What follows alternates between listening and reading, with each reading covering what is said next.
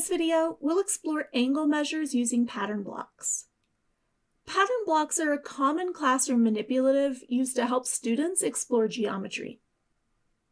A standard set of pattern blocks usually contains these shapes we see here on the side: an equilateral triangle, a right triangle, a square, parallelogram, trapezoid, rhombus, and a hexagon.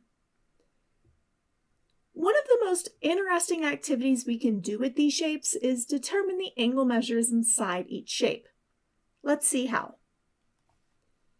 We'll start with an equilateral triangle. And as I bring 3 of these in and rotate them and put them together slowly, so we can see that it takes 3 of these to make 180 degrees, a straight line. Dividing 180 by 3 gives us our answer of 60 degrees each. So each of our angles in this equilateral triangle are 60 degrees. Next, let's look at the right triangle. If I take 2 of these and put them together, I can see that this time it takes 2 angles to form my larger of the 2. That means each of these angles are going to be 180 divided by 2, or 90 degrees. But unlike the equilateral triangle, not all the angles are the same here, so we need to check our smaller angle. In this case, I'm going to want to put some of these smaller angles together and see what happens. So as I turn them to get them to fit, we can see there's 2 of our smaller angles. If I turn this one, we now have 3.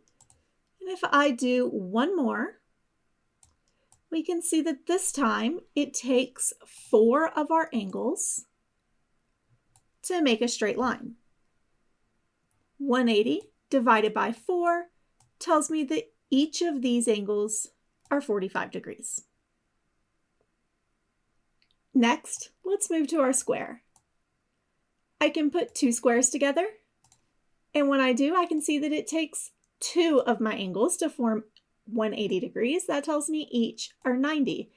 And all of these angles are going to be the same, so each angle in this square is 90 degrees. Next, let's look at this parallelogram. We actually have 2 angles. We have a smaller angle that we see at the top and the bottom left and the top right. We have a larger angle in the bottom right and the top left.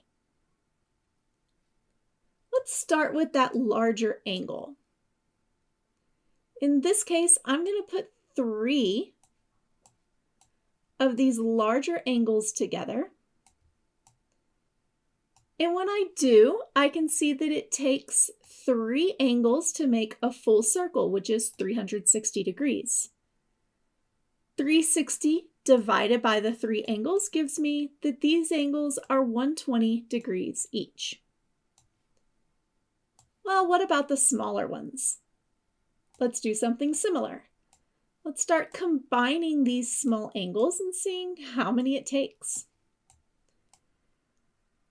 As I do this, I can see that it takes 3 of them to make a straight line. So 180 divided by 3 tells me that each of my smaller angles is going to be 60 degrees. Next, let's look at our trapezoid. The top we have larger angles, and at the bottom we have smaller angles.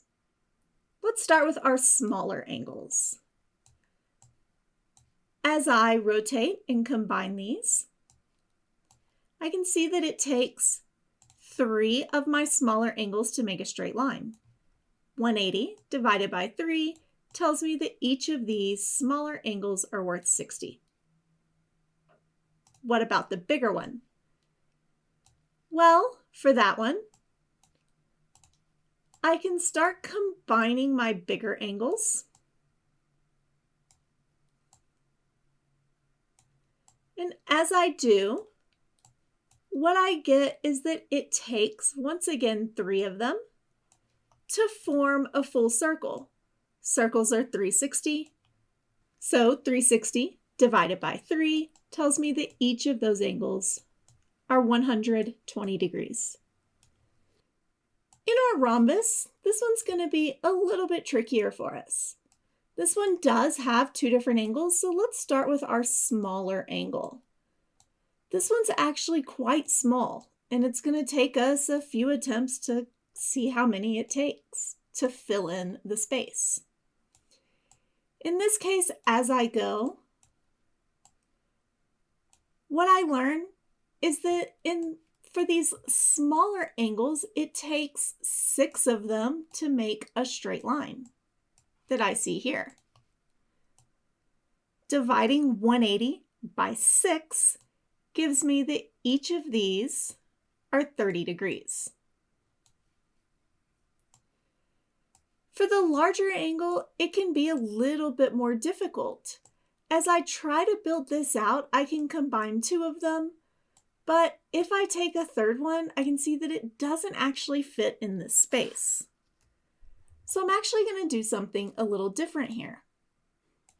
What I'm going to do is combine 2 of these like this to see that one of the bigger angles that I'm concerned with plus that smaller angle that I've already found makes a straight line. So what I really know here is that 30 degrees, my smaller angle, plus the angle that I don't know, is going to add up to be 180. And with that, I can do a little bit of math to figure out that each of these are 150 degrees. Finally, let's consider our hexagon. For this, if I put 3 hexagons together, I can see that I get the full circle.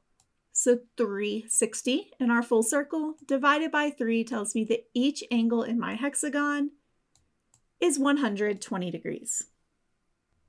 Pattern blocks are powerful because they help students discover angle measures through reasoning instead of simply memorizing them. As teachers, activities like these help students see mathematics as something they can figure out, not just something they must remember. Next, we'll look at common misconceptions students have about angles.